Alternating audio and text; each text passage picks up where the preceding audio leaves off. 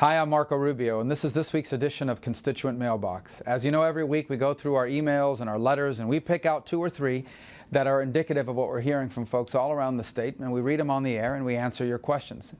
This week, I've picked the topic of the tax increases and the tax reform that the president is proposing. Because we've gotten so many emails and letters that are identical, I thought I'd just jump right into the topic and talk to you about it.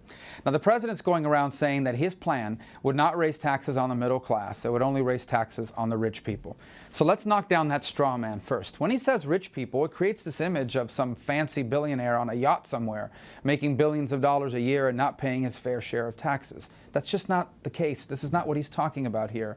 Those folks, the people that make that much money, the famous billionaires you read about, they don't get a paycheck every 2 weeks. These folks make their money on investments. And they also, by the way, have the best accountants and lawyers in the world. So no matter how complicated you try to make the tax system, they always seem to game it. And that's why our tax system should be simplified so everyone pays a true fair share. But really, when the president talks about increasing taxes on people making more than $200,000 a year, it's not just people making more than $200,000 a year at their job. It's companies and businesses making more than $200,000 a year. Let me explain. Let's suppose you own a small business. Let's say you sell t-shirts somewhere in downtown Orlando, and that's your business. And your business every year has revenue of $200,000. I mean, that's how much money comes through your cash register, $200,000 a year. But from that money, you have to pay the salaries of your employees, you have to pay your electric bill, you have to pay the cost of the t-shirts, you have to pay the health insurance for all of your employees, you have to pay the rent for the place you're in. And after you're done paying all of your costs, by the way, you have to pay yourself a small salary. You don't make $200,000 a year. Your small business makes $200,000 a year. Well, under the president's plan, your taxes next year will go from 35% to over 40%. Now that's devastating for the business. You know what that means for many of the people like the ones I've just described? That means they may have to lay off an employee. That means they may have to work less hours. That means they may not be able to make their rent payment. That means they may go out of business, or at a minimum, they're certainly not going to open a second t-shirt shop. Now you may think, well, that's an isolated instance, but it's not.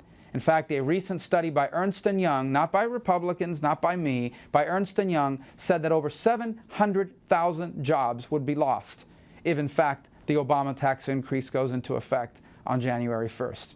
The fact of the matter is that the big businesses and the big corporations, well, they've got all the lawyers in the world to kind of figure out how to avoid paying that higher tax. And that's why if we simplify the tax code, they won't be able to avoid it. But the solution here is not to raise taxes on the people who can't afford the lawyers and the accountants. And that's hundreds of thousands of small businesses all across America who are going to be hit by this tax increase in a very negative way. Here's the bigger problem. We know that the Obama tax increase on what they call the rich, but what's in fact small businesses, we know that the Obama tax increase will cost 700,000 jobs. We know the Obama tax increase will keep hundreds of thousands of other jobs from being created. We know the Obama tax increase will even put some people out of business. That's all the bad things about it. Now, what are the good things about it? There isn't any. In fact, it barely even makes a dent on the deficit or the debt. It's not even noticeable. So why are they doing this? Why are they proposing this? Why are they proposing a tax increase that will hurt the economy and do nothing to solve the debt? The answer is class warfare. The answer is this idea that let's pit Americans against each other. Let's go to people out there who are hurting and convince them that the reason why they're not doing well is because other people are doing too well. Let's go out there and try to convince people that the way to make their lives better is to make someone else's life tougher. That's never been who we are as a country. That's never been the American way. And that's why I reject the Obama tax increases. When people talk to you about continuing the Bush tax cuts, what they're really talking about is continuing the current tax rate right now.